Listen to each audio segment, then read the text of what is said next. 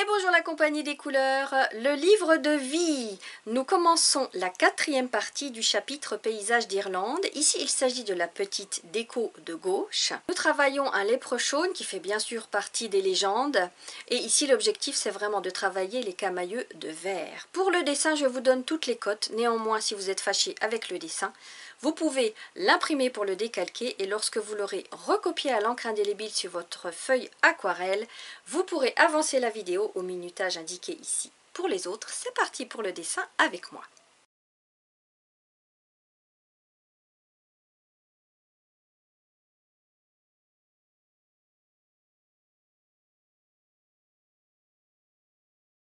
Voici mon petit prototype, juste le dessin. Pour la couleur ici c'est pareil, ça va pas être très compliqué, je sais déjà quelle couleur je vais choisir.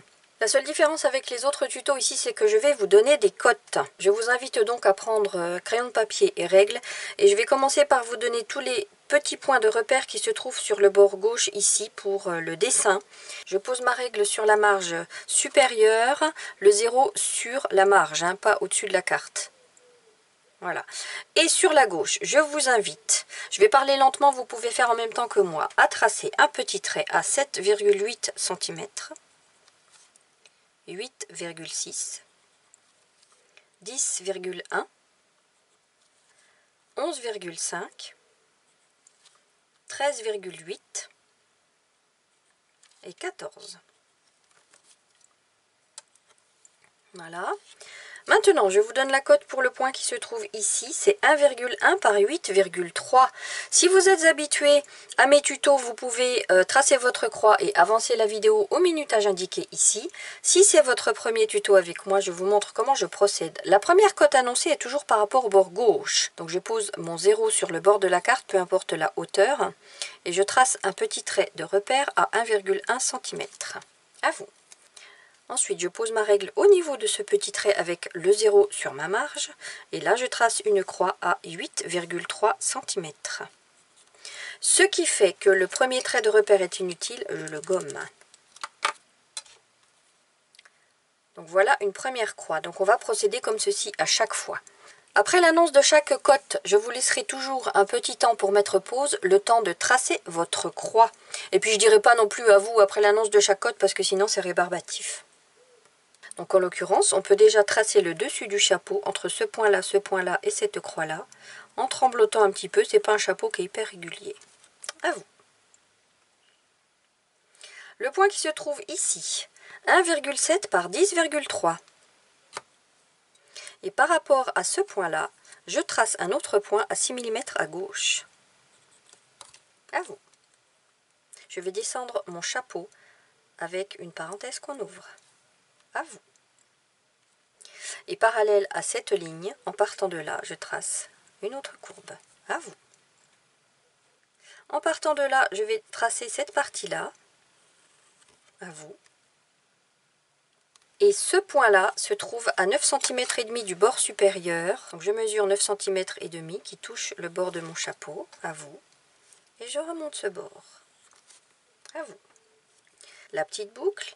Parallèle à celle-ci, je trace une comme ça, une deuxième, verticale, verticale. Je double tout. Et je trace le ruban. Moi, je vais même faire un peu plus haut, un peu plus épais. À vous. Le point qui se trouve ici se trouve à 1,2 cm du bord gauche. Je place mon 0 sur le bord de la carte et je remonte. Et quand mon 1,2 cm touche le bord du chapeau, je fais une petite croix ici. À vous. Le point qui se trouve sur le coude, 2,3 par 11,9. Le point qui se trouve ici au niveau de l'aisselle, 1,3 par 12. Et au niveau du coude, 1,7 par 12,1. Alors bien sûr, toutes les cotes que je vous donne là, c'est pour ceux qui sont fâchés avec le dessin. Si vous vous sentez capable de le dessiner tout seul, allez-y. Hein. Ce qui fait qu'on va pouvoir tracer le dessus du bras, à vous. Le dessous ici, à vous. Le point qui se trouve ici, 1,5 par 12,4. Et de l'autre côté, 1,9 par 12,5. Ce qui fait que je peux tracer l'avant-bras ici et ici, à vous. Et je referme la manche, à vous. Le point qui se trouve ici, 2,1 par 13,3. En partant de là, je vais tracer le bord du manteau, à vous. Et en partant de là, je vais rejoindre ce point-là, à vous. Pour la main, c'est pas dur, on fait un genre de spirale, à vous. Je schématise, hein, je fais au plus simple. Une petite encoche pour le pan de manteau, et puis 2 petits boutons, à vous. Le point qui se trouve ici, 0,8 par 14,4. Alors ce point-là, je vous avais dit de faire un petit trait à 14 cm, mais ça va pas du tout pour faire le bas du pantalon, il faut que ça soit bien plus bas. Je vais partir comme ça de là, et je vais vous donner la cote, c'est 14,3. C'est beaucoup plus logique. À vous. Donc je vais effacer mes 2 petits traits là, et ça. Voilà, comme ça quand on repassera à l'encre, ce sera bien clair.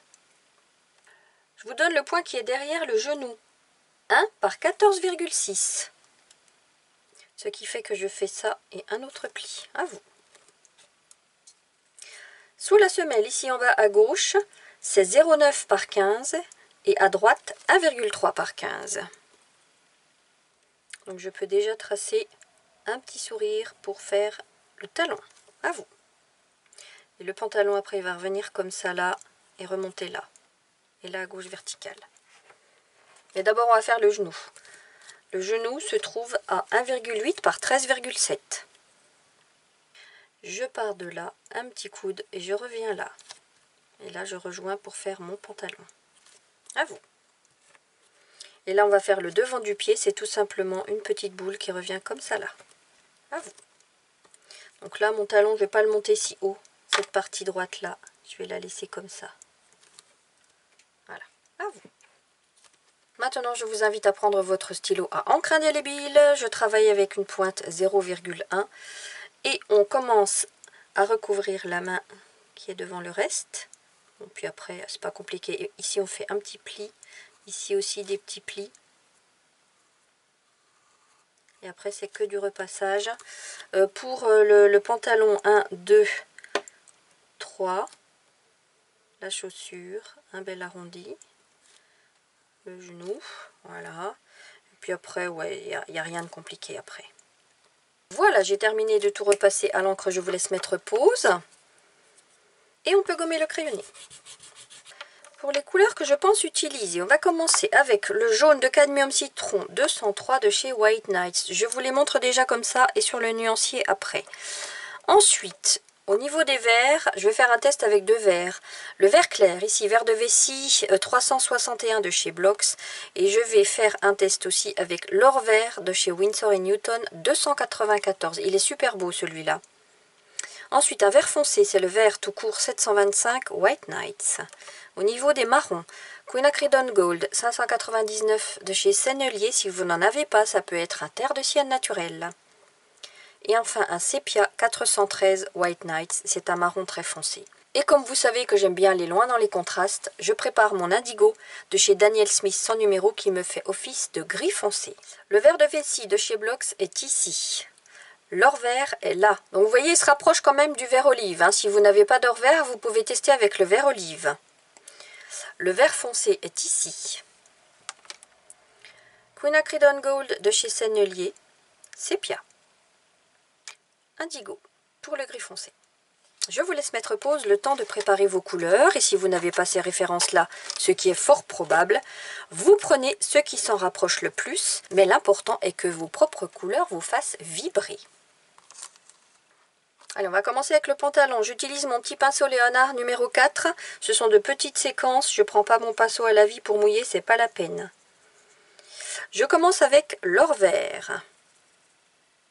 On dit que la lumière vient de la droite, je vais donc laisser une petite tache blanche sur la droite ici, tout le reste je peins. Il est chouette cet or vert. Hop, je rince mon pinceau. Je vais quand même rajouter une petite touche de vert plus frais qui correspond plus à la couleur des léprechaunes. Je repasse en laissant apparaître de l'or vert. Hop, je rince mon pinceau.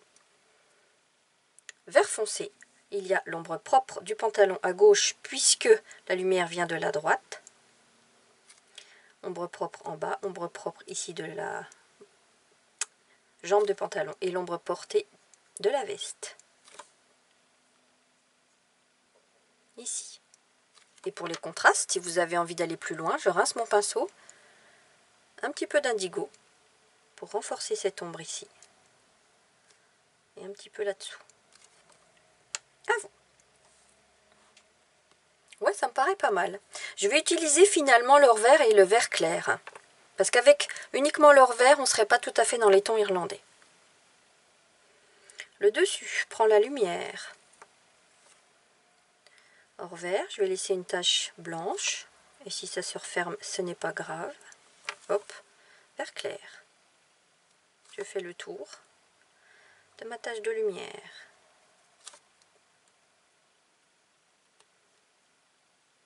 Là, il n'y a pas d'ombre, hein, puisque le dessus est plat plus ou moins, donc on ne fait pas d'ombre. Ça prend vraiment la lumière. À vous. Le rebord.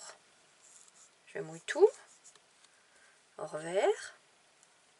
Est-ce que je laisse une petite tache de lumière sur la droite? Allez.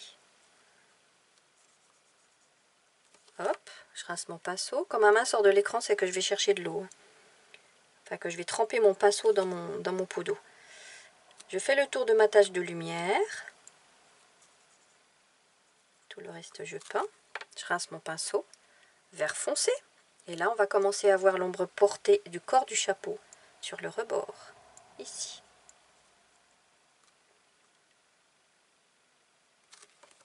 À vous.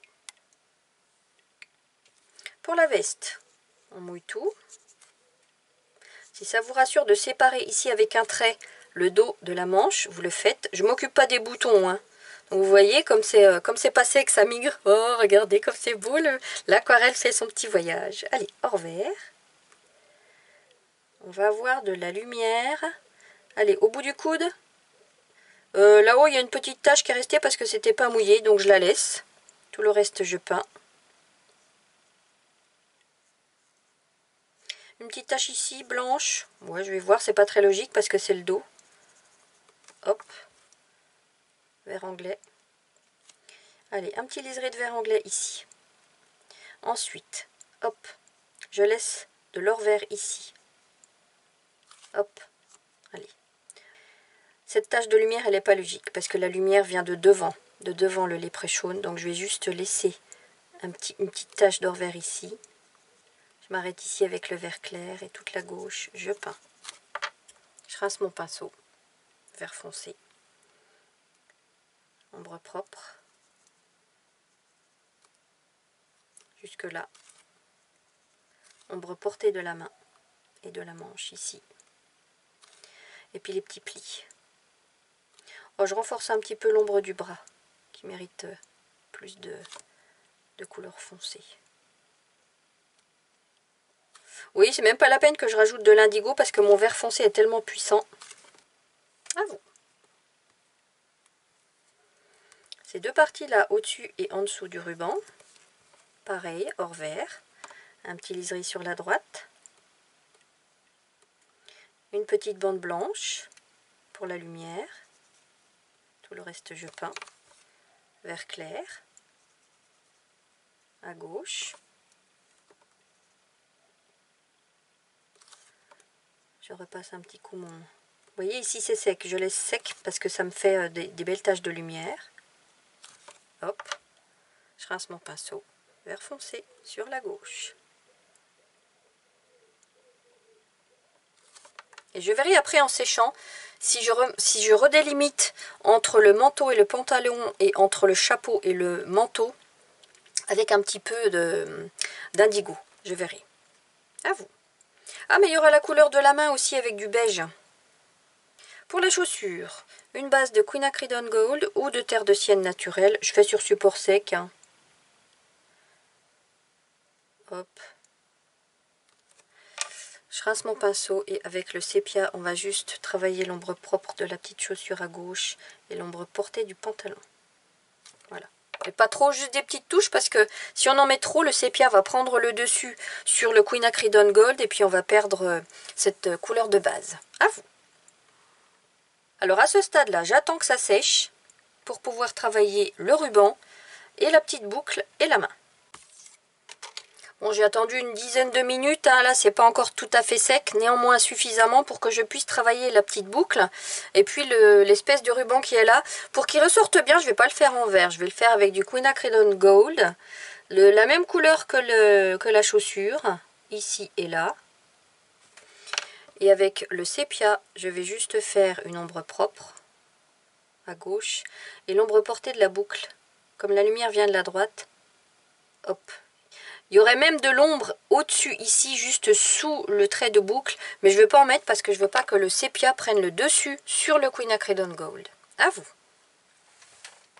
Pour la main, je prends tout simplement du beige. Ici, c'est le jaune de Naples 634 de chez Daler-Rowney. Ça pourrait être du pêche de chez White Nights. Là, pas de prise de tête. Je ne sais même pas si je vais faire des ombres. Je pense pas.